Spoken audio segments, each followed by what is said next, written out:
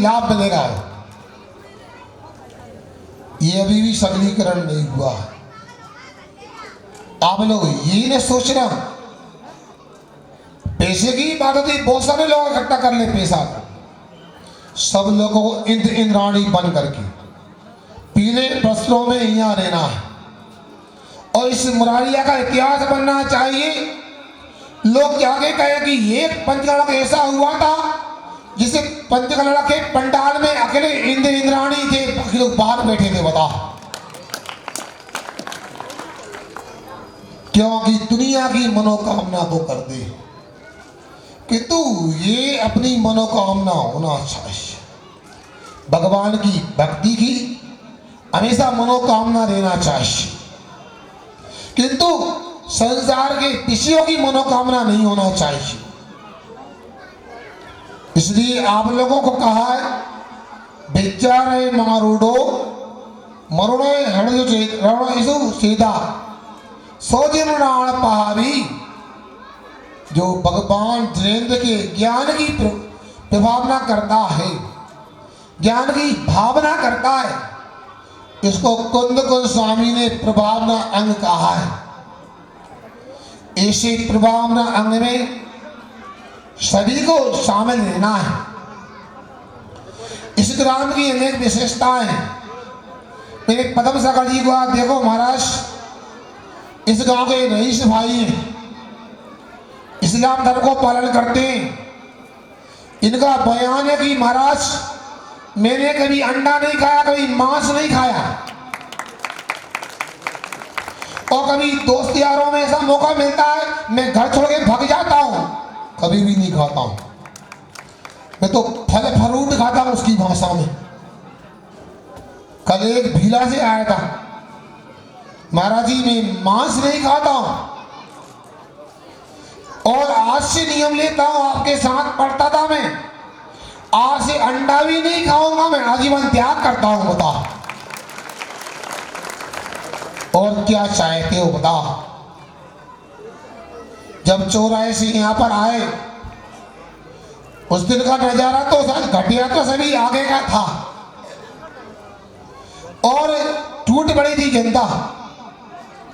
मुरवार से लेके मुरारी के मंदिर तक तांता लगा था अगवानी करने वालों का। ऐसे कार्यक्रम की शुरुआत हो तो कुछ भी असंभव नहीं है। आज का कार्यक्रम अपनी गति से शानन संपन्न हो रहा है और जो भी पात्र इंद्रिय सामान्य बन गए, उनमें से ही जिनको मां पात्र बनना है, उपेंद्र आदि ले गए और ब्रह्मोत्तर आदि जो 12 होते उनमें कुछ बचे, उनका चुनाव करके सगलीकरण आप लोग कर लें। क्योंकि जब टोली बागरो श्रवण से आए तो एक डर सामने आ गया।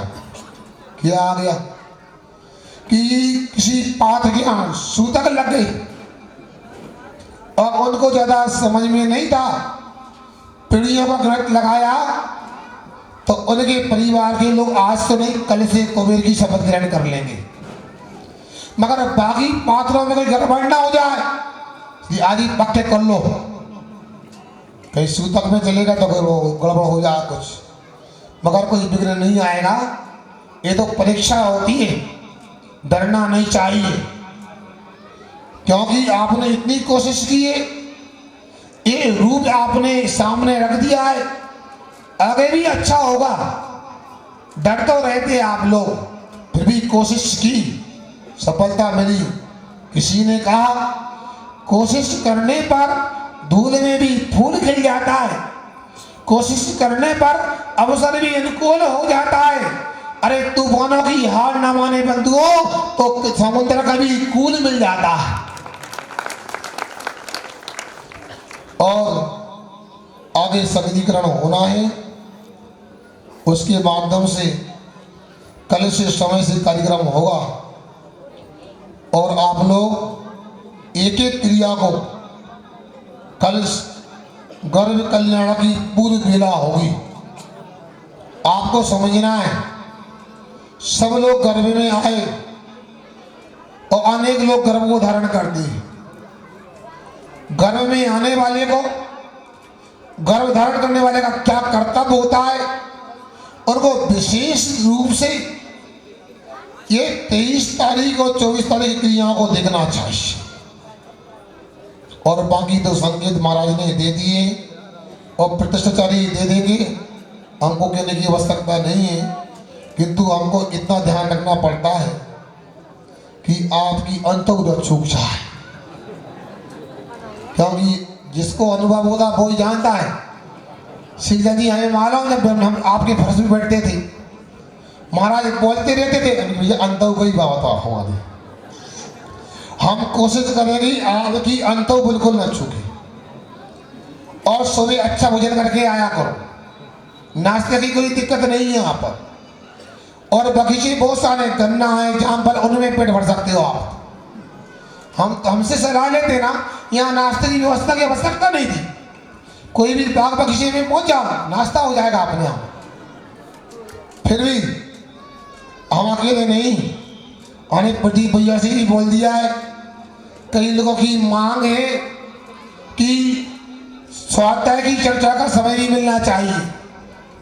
उनसे कहना चाहते, एक पति भैया प्रतिष्ठाचारी स्वाध्याय करते कराते एक जैन जगत के विख्यात विद्वान पंडित पन्नालाल जी सहस्त्राचार्य से इन्होंने ज्ञान प्राप्त किया है।